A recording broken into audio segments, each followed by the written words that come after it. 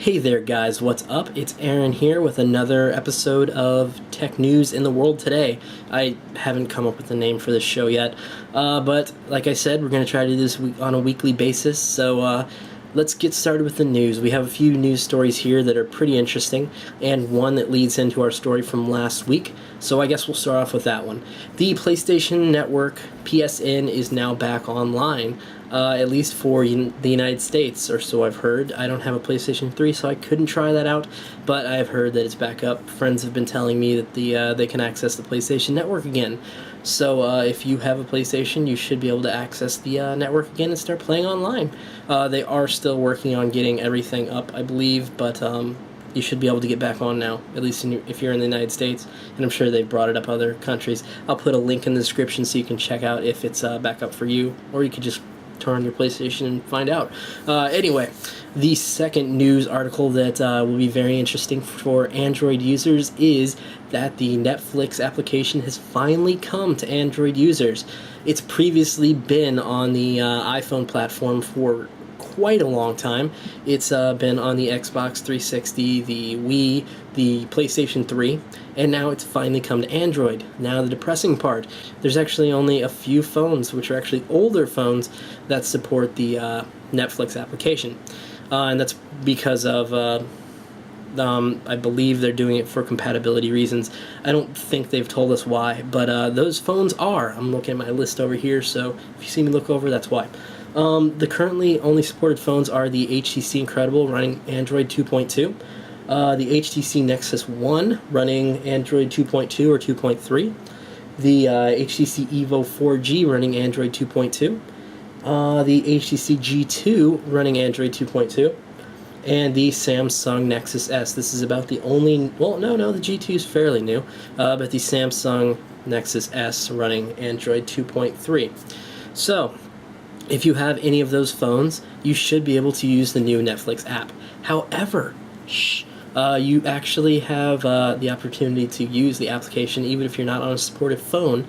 It already has been hacked, so you do not need to use one of those supported phones to get access to it. Currently, it's not working for the Thunderbolts because there have been playback issues, but there is a version of the APK file which removes that check. So if you want to find that, you can look in the description. Big props to XDA developers for putting that out there.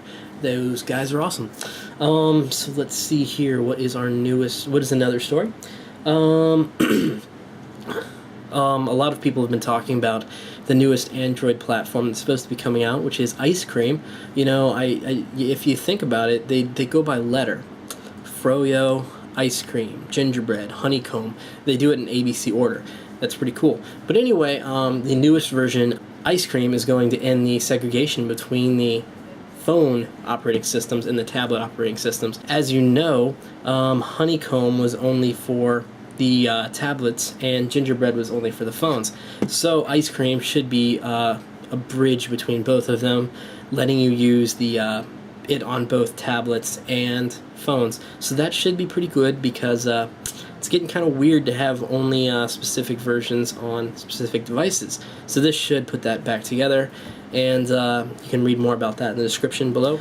Another huge thing, the last story is the biggest, but I'm going to tell you, Google has now released Google Music, which is their beta program to allow you to stream your music over your connection. So basically you don't have to have your music stored on your device. It can be synced over the air, which is really cool. It's currently in beta. Only a few people actually have invites right now. If you do, post in the comments, or make a video response, or link to me so I can show everyone what it looks like. But it is really cool from the pictures that I've seen. It just lets you sync everything over the web, so you know all your music will be there, and you can just listen to it on your device, and it's really cool.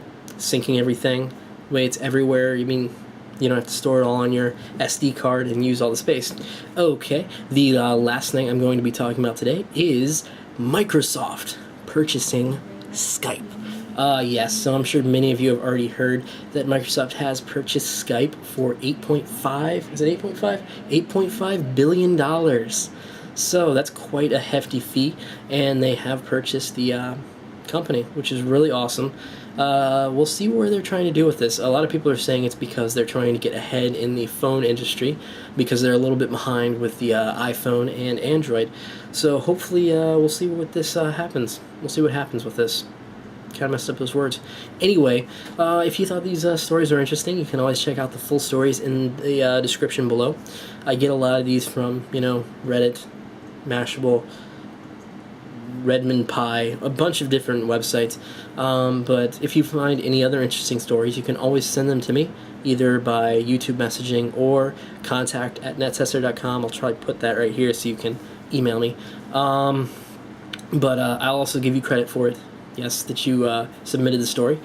And make sure you subscribe so I can keep giving you tech news. And like I said in the last video, let me know what you think of this. Me talking about all these news stories. Anyway, I will see you guys in the next video. Thank you for watching like always. Make sure to click on the subscribe up there. And I will see you later. Goodbye.